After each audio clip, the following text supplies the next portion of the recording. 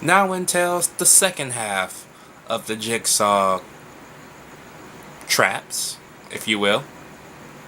But do they compare to the first three movies and set of traps? Well, let's find out.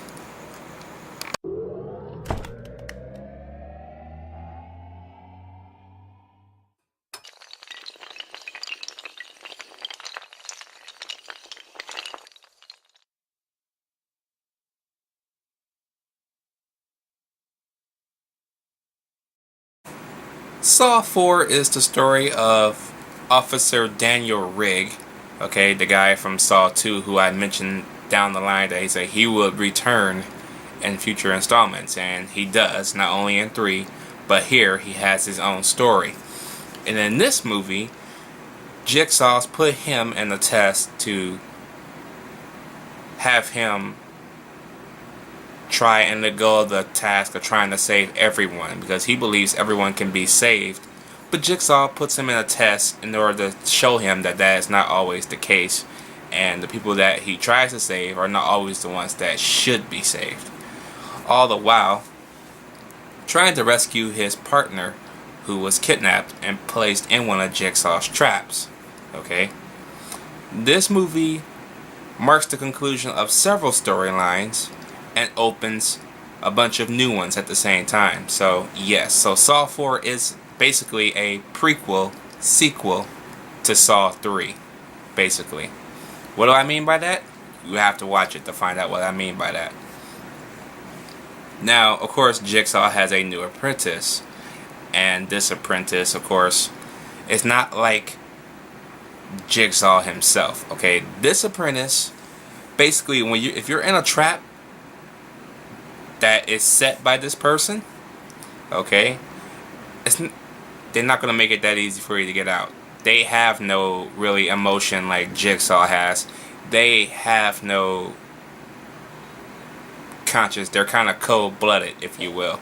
Okay, so it's not an easy task when you're in one of their traps. Okay, and that's what a lot of people kind of hate about the continuation of the series. Like, oh, but they're not made for people to get out. Well, this person's not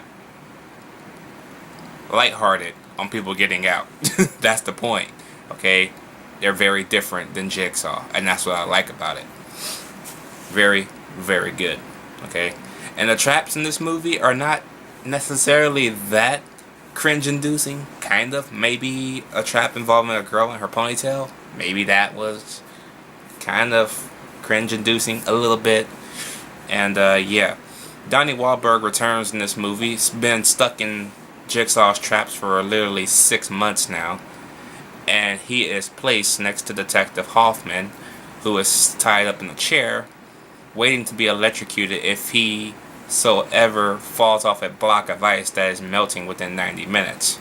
That, of course, Riggs has to get to in time.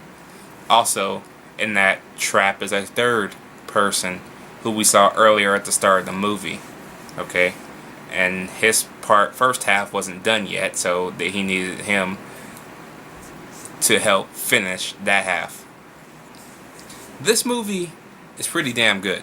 Okay, not as good as Saw 1, 2, and 3, but it's a good continuation. I like how, which is probably the only thing people don't seem to care about these movies anymore, is that the fact that they all tie in.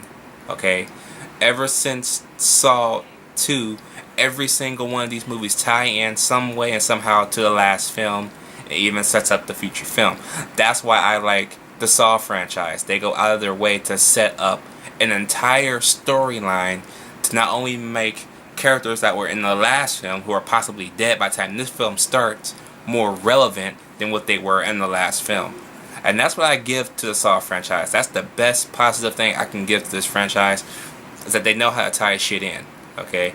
It's not, well, even though, yeah, it is about making that money, at least they try and make a plausible explanation to what exactly the hell is going on here. And that's why I appreciate. Even so far as to introduce Jigsaw's wife. Didn't know she was married until up until this movie, so they give her a good amount of screen time. Not only that, but make her more important and relevant before we even get to Saw 5. You know? That's pretty good. That's pretty good. And I don't know if I actually mentioned this in my Saw 3 review. It's been 2 weeks since I got back into the Saw films. But I like how Detective Hoffman is actually a tribute to one of the producers named Hoffman, who died, I think, during production of Saw 3, if I'm not mistaken. Either Saw 3 or just after Saw 2 ended and came out, I believe. So that was pretty cool. That was pretty damn cool. All in all, though, Saw 4 is a good sequel, and I like how everything fits. Okay, I can't explain too much, because we probably be here all day, and if you haven't seen Saw, any of the Saws yet, that will possibly be a spoiler for you. So, yeah. So I'm going to give Saw 4 a B+. Let me know what you guys think about Saw 4 down below. Did you like it? Did you hate it? And I'll catch you guys in Saw 5.